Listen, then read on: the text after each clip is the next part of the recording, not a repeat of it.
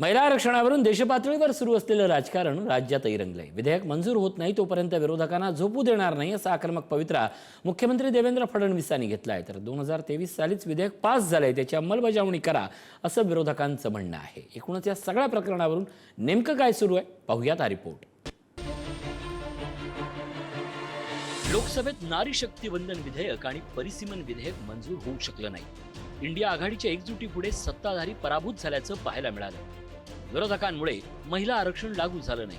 हाच मुद्दा घेत आता देशभरात भाजप आक्रमक होताना पाहायला मिळालं। विरोधकांनी महिला आरक्षणाची भ्रूण हत्या केल्याचा आरोप मुख्यमंत्री देवेंद्र फडणवीस यांनी केला। विरोधक सातत्यानं खोटं बोलत असल्याची टीकाही मुख्यमंत्र्यांनी केली।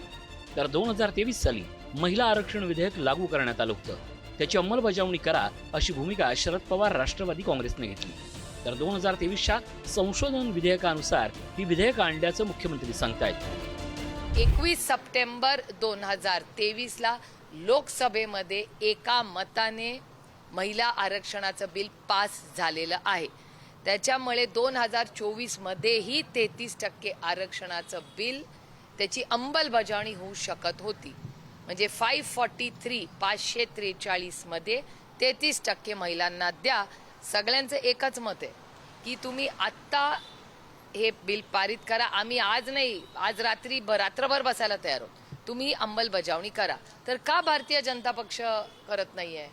आणि बिल 23 मध्ये पास झालंय। 2.5 वर्ष झाली आहेत बिल पडू नये। 2.5 वर्षात याची अंमलबजावणी का नाही झाली आहे? भारताच्या संसदेमध्ये महिला आरक्षण बिलाची भ्रूण हत्या ही विरोधी पक्षाने केली, त्याचाही जागर करण्याची आवश्यकता आहे। आणि ही मंडळी सिरियल लायर आहेत, रोज खोटं बोलतात, दिवसातनं 5 वेळा खोटं बोलतात। तुमच्या या मानसिकतेविरुद्ध आमचा लढा सुरू झालेला आहे आणि जोपर्यंत भारताच्या संसदेत आणि विधानसभेमध्ये आमच्या 33% महिला पोचणार नाही, आम्ही तुम्हालाही शांतपणे झोपू देणार नाही।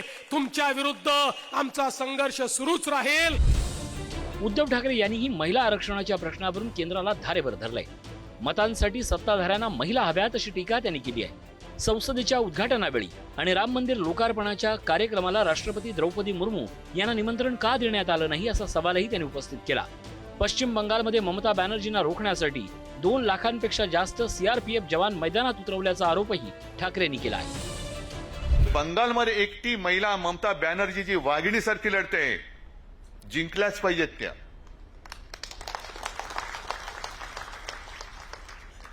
त्या एका महिलेला हरवण्यासाठी तो सुद्धा रवीश कुमारांचा तुम्ही व्हिडिओ बघा, जवळपास 2 लाखाच्या वरती सीआरपीएफचे जवान तिकडे उतरवलेत। म्हणजे मणिपूर जळत होतं तेव्हा 30,000 होते आणि बंगालमध्ये निवडणुका आहेत तिकडे 2 लाखाच्या वरती। म्हणजे काही तर म्हणतात साहेब ये तो कुछ नहीं, 5 लाख तक जवान उतारे।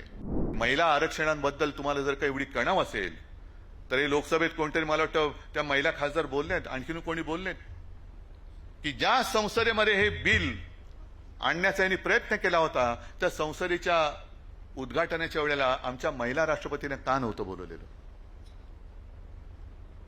राम मंदिरच्या त्या सोहळ्याला आमच्या महिला राष्ट्रपतीने का बोलवलं नव्हतं? त्यांच्या हस्ते का पूजा झाली नाही? का त्या आदिवासी आहेत म्हणून? मग हे तुमचं महिलांबद्दलचं प्रेम, हे महिलांबद्दलची आदर? भाजपनं या मुद्द्याचं राजकारण करण्याचं ठरवल्यानं यावरून आगामी काळात राज्यात संघर्ष होण्याची शक्यता आहे। विधेयक मंजूर होत नाही तोपर्यंत विरोधकांना झोपू देणार नाही अशी भूमिका मुख्यमंत्र्यांनी मांडली आहे। भाजप महिला आरक्षणासाठी महिलांचं एकत्रीकरण, 1 कोटी सह्यांचं निवेदन असे कार्यक्रम करणार आहे। आगामी निवडणुकांमध्ये महिला आरक्षण हा कळीचा मुद्दा असेल हे मात्र यावरून निश्चित झालंय। ब्युरो रिपोर्ट, पुढारी न्यूज, मुंबई।